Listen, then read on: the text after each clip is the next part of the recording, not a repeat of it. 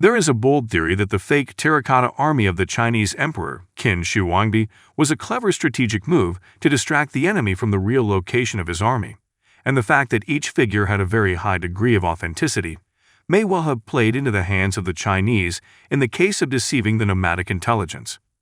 The art of military camouflage was fancifully perfected as the man of war, armed with optics and ammunition, took to the skies higher and higher.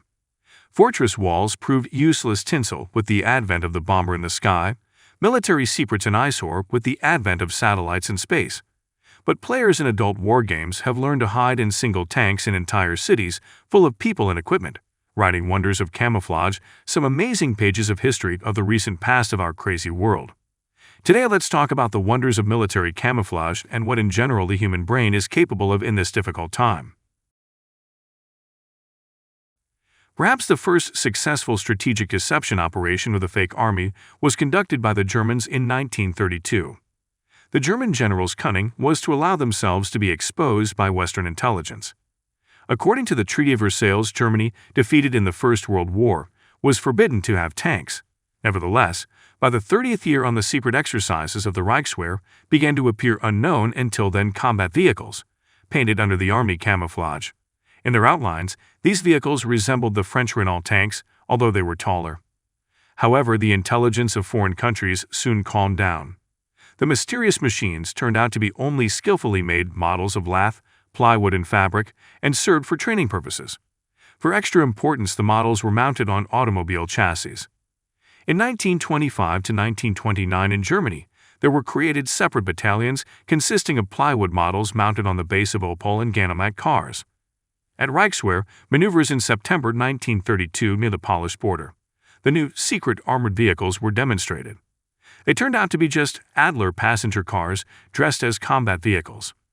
In the opinion of the German generals, all this was supposed to have an intimidating effect on the Poles and convince them of the growing power of the German army. In turn, when the British raised this issue and Germany protested that it had not been respected. In the wake of the Treaty of Versailles, German diplomats parried it by claiming that it was just a war game, showing the plywood underside of their tanks. British and French intelligence calmed down and slept through the moment when, under the guise of wooden ones, the Germans had entire real tank divisions. When the substitution was revealed, there was nothing to do. Germany silently returned the moral right to have a strong and modern army, and no one has not crossed her. By the way, the Germans fooled the enemy almost to the very beginning of the Second World War, distracting Western intelligence with self-moving models, when the real tank formations were already concentrated near the borders of Poland. The British, who in the early 1940s had to hide their towns and villages from German air raids, were the most successful in creating ghost towns. The inhabitants of Albion learned to beckon the Germans' airplanes like moths to the light. The first pseudo-city to light up lights that replicated Bristol at night and diverted bombers away from the city was the Sea Star, built in 1940 and gave its name to the whole project of camouflage cities and facilities. Bonfires or containers of a mixture of paraffin and diesel oil were used to simulate city lights, which were lit and extinguished by specially hired men. During the war years, diversionary maneuvers with Sea Stars saved 2,500 British from death in air raids, confused 730 air teams of the Nazis. Colonel John Turner invented the whole thing. The main rule of camouflage was to simulate city or factory lights at a safe distance from real towns and factories, which were completely blacked out at night. A total of 237 such deceptions were created in Britain during the Second World War.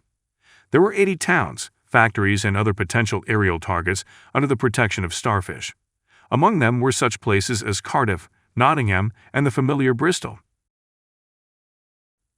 Operation Bertram was a World War II deception operation carried out by Allied forces in Egypt under Bernard Montgomery a few months before the Second Battle of El Alamein in 1942.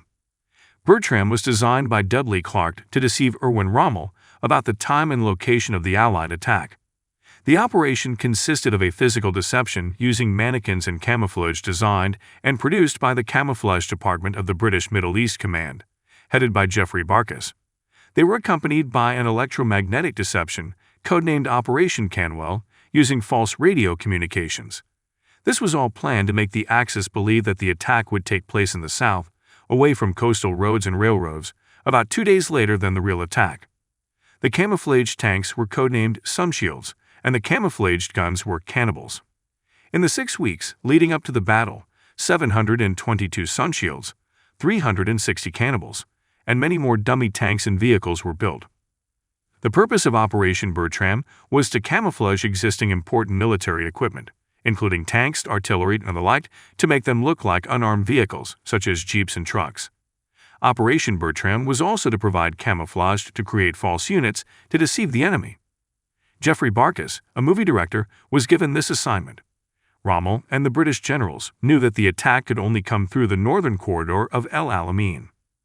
Now the task was to make it look as if the attack was coming from the southern corridor.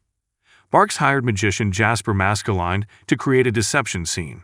Jeep and trucks were converted into tanks and artillery to simulate an army buildup in the southern corridor. In the northern corridor, where the actual action took place, the tanks were placed far from the attack line and only advanced the night before the attack. The tanks in the northern corridor were camouflaged as jeeps and trucks with sun visors.